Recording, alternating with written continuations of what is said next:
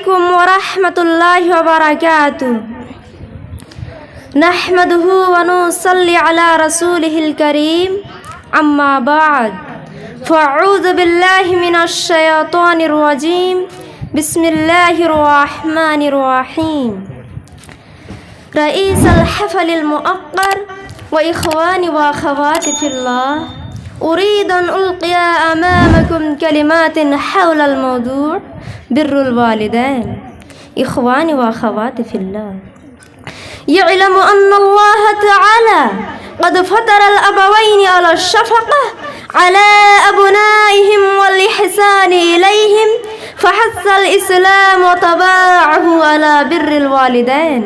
فقال الله تعالى: وقضى ربك ألا تعبدوا إلا إياه وبالوالدين إحسانا، إما يبلغن عندك الكبر أحدهما أو كلاهما أف ولا تنهرهما وقل لهما قولا كريما واخفض لهما جناح الذل من الرحمة وقل رب ارحمهما كما ربياني صغيرا. سورة الأسرة، رقم السورة 17.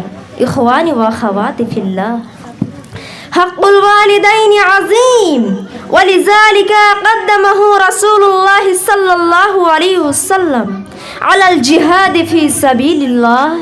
فعن عبد الله بن مسعود رضي الله عنه قال: سألت النبي صلى الله عليه وسلم: أي العمل أحب إلى الله؟ قال: الصلاة لوقتها. قال: ثم أي؟ قال بر الوالدين.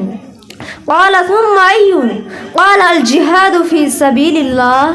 رواه البخاري في صحيحه في كتاب مواقيت الصلاة، رقم الحديث 527. إخواني وأخواتي في الله، إياكم حقوق الوالدين، لأن رضا الرب في رضا الوالدين وسخط الرب في سخط الوالدين، فاستجيبوا لأمر ربكم وقدموا رضا الوالدين، وكل شيء إلا في معصية الخالق.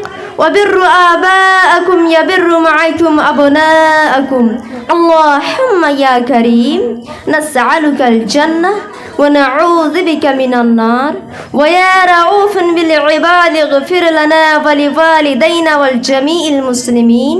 وصلى الله على نبينا محمد وعلى آله وصحبه أجمعين.